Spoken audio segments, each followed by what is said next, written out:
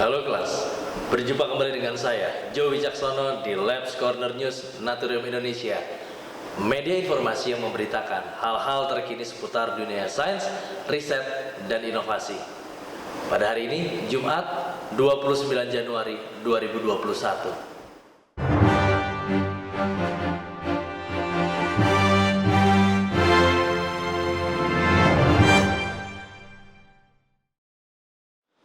Akhir pekan menjelang dan Merapi pun semakin garang. Saat Gunung Merapi masih sibuk dengan hajat besarnya, seekor ikan paus berukuran besar terdampar di Oki, Sumatera Selatan. Di tengah lonjakan kasus COVID yang sudah mencapai 1 juta kasus di Indonesia, perspektif masyarakat masih saja terpecah tentang vaksinasi. Untuk lebih lengkapnya, mari kita saksikan mulai dari berita yang pertama.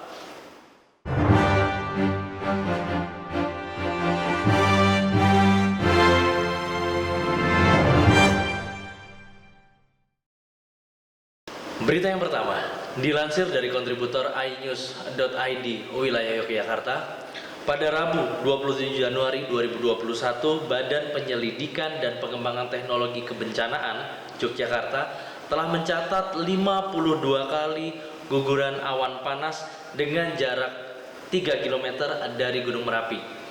Seluruh guguran awan panas terpantau menuju arah barat daya, meliputi Hulu Kali Kerasak dan Hulu Kali Boyong di Kabupaten Sleman, Yogyakarta. Selain kejadian yang kasat secara visual, BPPTKG juga mencatat kegempaan guguran dalam sehari mencapai 274 kali dengan amplitudo antara 4 hingga 65 mm dan memiliki durasi antara 11 hingga 200 detik. Potensi bahaya dari Gunung Merapi saat ini adalah luncuran lava pijar dan awan panas ke arah selatan dan barat daya, mulai dari Sungai Bedong, Kerasak, Bebeng, dan Kali Putih sejauh 5 km, serta potensi material vulkanik yang bisa mencapai radius 3 km jika terjadi letusan yang bersifat eksplosif. Namun seperti tempatnya bersemayam, Gunung Merapi memiliki keistimewaan dan keunikannya sendiri. Seperti yang dijelaskan berikut.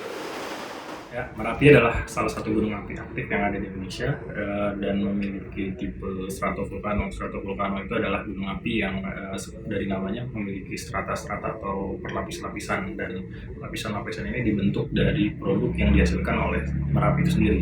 Dan lapisan-lapisan ini berselang-seling antara lava, kemudian piroklastik, dan lava lagi, dan terus-menerus seperti itu sehingga membentuk tubuh gunung Merapi seperti sekarang.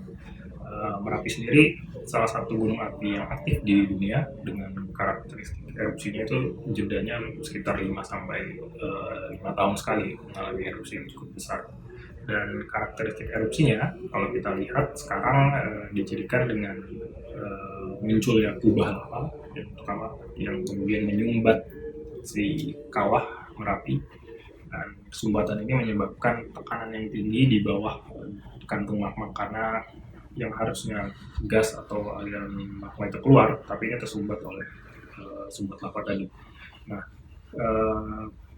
suatu saat sumbat lava ini akan mengalami ketidakstabilan dan akan runtuh. Nah, ketika runtuh dia akan membuka sumbatan tadi dan menyebabkan kantung magma yang tadinya memiliki tekanan yang sangat tinggi tiba-tiba tekanannya turun, yang menyebabkan gas dan magma yang ada di dalam itu tiba-tiba keluar dan menyebabkan munculnya aliran piroklastik. Nah, aliran piroklastik ini oleh warga sekitar Merapi disebut sebagai wedus gembel. Kenapa wedus gembel? Ya, kalau kita lihat dia seperti wedus kambing yang gembel gitu ya, bulunya seperti meluni bukit gitu. Nah, itu yang dikenal sebagai piroklastik flow atau aliran piroklastik. Secara ilmiah, aliran piroklastik ini juga dikenal sebagai pyroclastic density current atau hembusan piroklastik yang sangat padat. Gitu. Itu yang menyebabkan dia sangat padat adalah konten volcanic gas yang ada di dalam magma tadi, dan ini sangat berbahaya karena kecepatannya ketika memang sangat cepat dan juga sangat panas sehingga akan menyapu apapun yang ada di laluinya. gitu.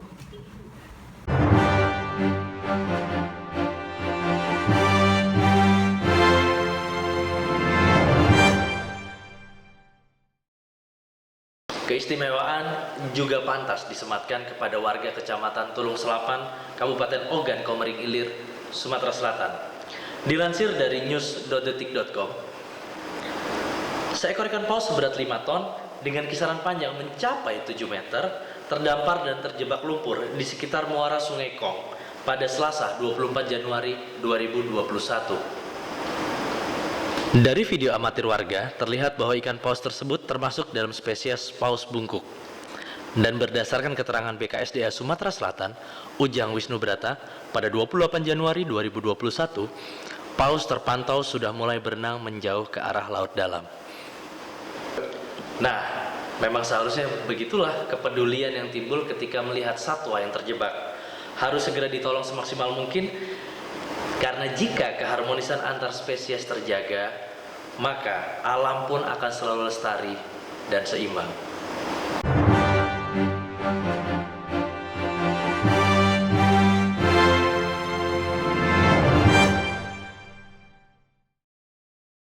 Dilansir dari cnnindonesia.com, pada hari Rabu 27 Januari 2021, Presiden Joko Widodo menerima suntikan yang kedua vaksin Sinovac, antiviral bagi virus SARS-CoV-2 atau COVID-19 di Kompleks Istana Kepresidenan Jakarta. Selain Presiden, pada hari yang sama terdapat pula beberapa jajaran pejabat, termasuk publik figur yang turut menerima suntikan yang kedua. Namun tak seperti pejabat ataupun publik figur yang lebih mudah menerima. Di kalangan masyarakat masih terdapat beragam persepsi, baik respon terhadap vaksinasi COVID-19 maupun persepsi terhadap berbagai jenis nama dan merek dagang antiviral yang berlalu lalang di lini pemberitaan nasional. Mau banget. Mau, Disuntik sama vaksin masih mikir-mikir sih. mau dong. Dengar dari luar katanya ada chip gitu. Karena pengen kehidupan sosial lebih baik. Karena untuk kehidupan kita juga gitu, untuk diri kita dan diri orang lain juga. Vaksin itu adalah salah satu cara ampuh untuk mengatasi COVID yang nggak berkesudahan ini. Untuk mengetahui lebih dalam mengenai vaksin ini dan proses vaksinasi nasional, saksikan lebih dalam di program Kotak Makan Malam dengan judul Vaksin COVID. Emang mau? Masih di channel Naturium Indonesia.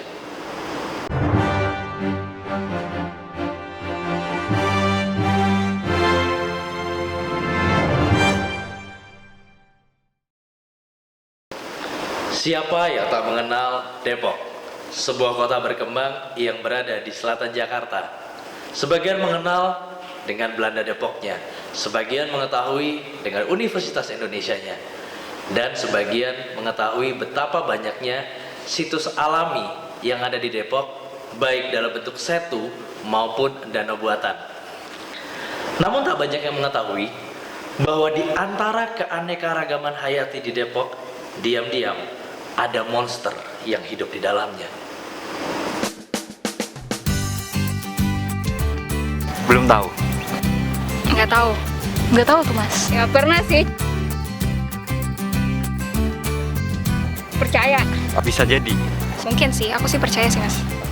Kali ini program Antara di channel Naturium Indonesia yang berisi jelajah dan jalan-jalan mengajak Anda semua untuk berpetualang dan mengeksplorasi sebagian dari wilayah Depok dan menemukan cerita tentang monster yang ada di Depok.